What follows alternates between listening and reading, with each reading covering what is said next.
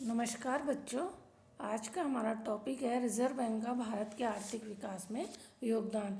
कि reserve bank को क्या क्या कार्य करता है जिससे कि हमारे देश के विकास को गति मिलती है और हमारा देश उच्च श्रेणी की कैटेगरी में आने की कोशिश कर रहा है, यानी कि हमारा देश विकासशील देश से विकसित देशों की श्रेणी में आ रहा है।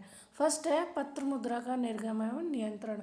रिजर्व बैंक हमारा केंद्रीय बैंक है और भारत में रिजर्व बैंक को ही पत्र मुद्रा निर्गमन का और उसका नियंत्रण का अधिकार दिया हुआ है, यानी कि केवल आरबीआई ही बैंक है जो पत्र मुद्रा को छापता है। तो पत्र मुद्रा का छापने का काम आरबीआई बैंक द्वारा किया जाता है। इसके लिए आरबीआई ने 200 करोड़ रुपए का कोष रखा हुआ है, जिसमें से 115 करोड़ की स्वर्ण प्रतिभूतियाँ और 85 करोड़ की सरकारी प्रतिभूतियाँ, उनकी सिक्योरिटी के एवज में रिजर्व बैंक पत्र मुद्रा छापता है। तो पत्र मुद्रा निर्गमन के विकास के लिए वित्त प्रदान करना, और जब नोट निगमन द्वारा पूंजी की कमी दूर हो जाती है, आर्थिक विकास को गति मिलती है, रोजगार में भी वृद्धि होती है। तो ये अर्थव्यवस्था के साथ साथ पत्र मुद्रा में आवश्यक वृद्धि रिजर्व बैंक करता रहता है, जिस हिसाब से करेंसी की आवश्यकता पड़ती है। नेक्स्ट है बैंकिंग में वित्तीय संस्थाओं का विकास।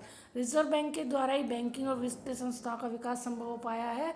इसमें भारत में औद्योगिक वित्त निगम, औद्योगिक विकास बैंक, लघु उद्योग निगम, नाबार्ड, लघु उद्योग बैंक आदि की स्थापना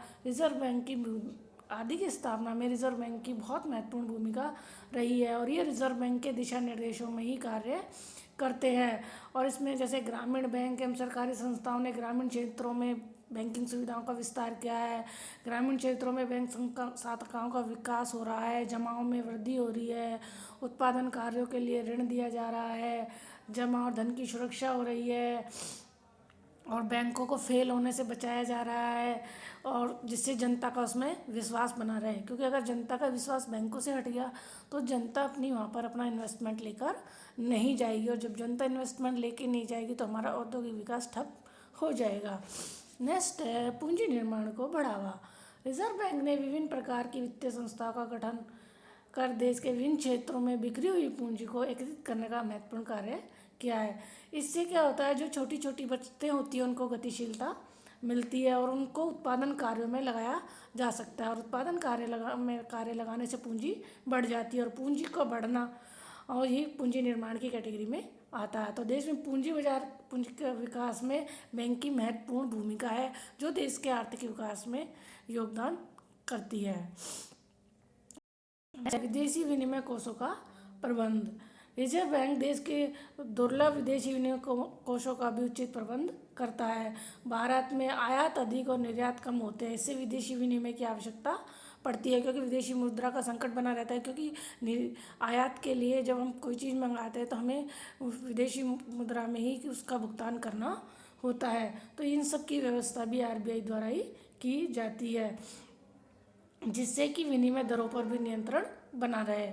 ये ऊंची ब्याज दर निर्धारित कर विदेशी पूंजी को भी आकर्षित करते हैं। जैसे इंटरेस्ट रेट बढ़ा दी तो विदेशी लोग हैं वो यहाँ इन्वेस्ट करें इंडिया में, तो इनसे विदेशी पूंजी का देश से बाहर जाना रुक जाता है, क्योंकि बैंक की सारी व्यवस्था कर देता है।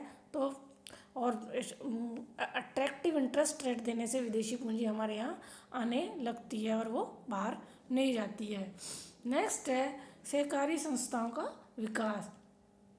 भारत हमारा कृषि प्रधान देश है, और कृषि को साख प्रदान करने के लिए की उचित व्यवस्था करने के लिए सहकारी संस्थाओं का विकास किया गया है, जिससे देश के कुटीर उद्योग धंधों का विकास हो सके।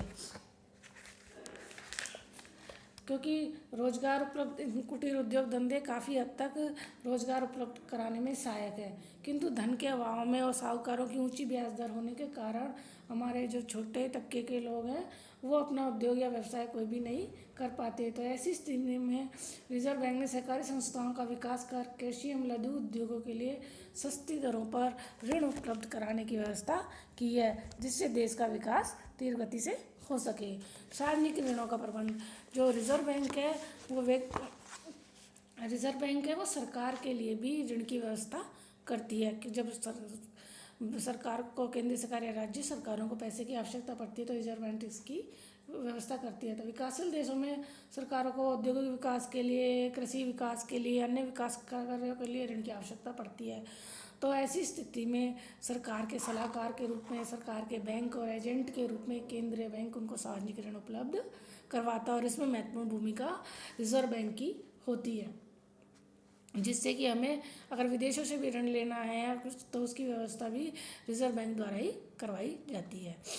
नेक्स्ट है संतुलित आर्थिक विकास में योगदान। रिजर्व बैंक देश के संतुलित आर्थिक विकास में महत्वपूर्ण है कि किस क्षेत्र को विकसित करना है। संतुलित का मतलब है जो अनडेवलप्ड एरिया है उधर भी पैसा लगाया जाए, जिससे उधर इंडस्ट्रीज खुले, लोगों को काम मिले, रोजगार मिले और देश विकास कर सके। तो ये सब रिजर्व बैंक जिधर आरबीआई की उसकी बैंकों की, कमर्शियल बैंकों की शाखा नहीं, उधर शाखाएं खोलते हैं और कम ब्याज दरों पर ऋण उपलब्ध कराते हैं, जिससे लोग अट्रैक्टिव होकर उधर आए और इंडस्ट्रीज वगैरह खोले, जिससे सभी क्षेत्रों का विकास हो सके।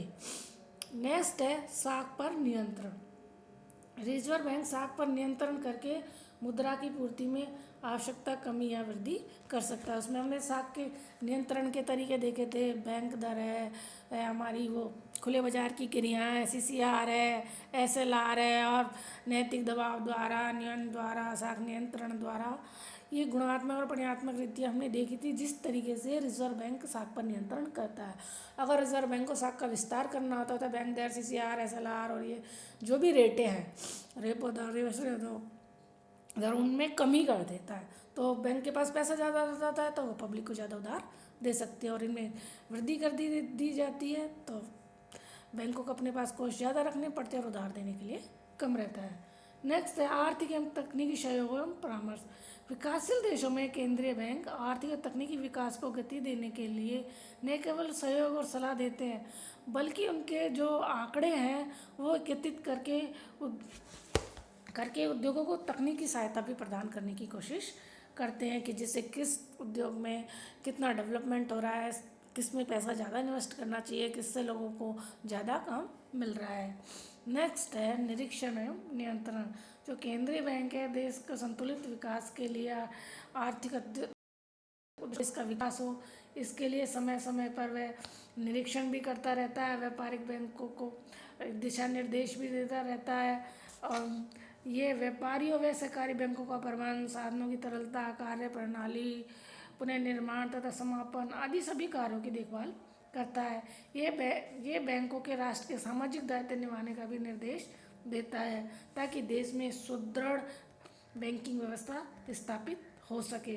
अतः रिजर्व बैंक देश के आर्थिक स्थायित्व लाने का कार्य भी करता है। अतः इस प्रकार केंद्रीय बैंक की, जो देश का रिजर्व बैंक है, उसकी भारत के आर्थिक विकास में बहुत ज़्यादा योगदान है।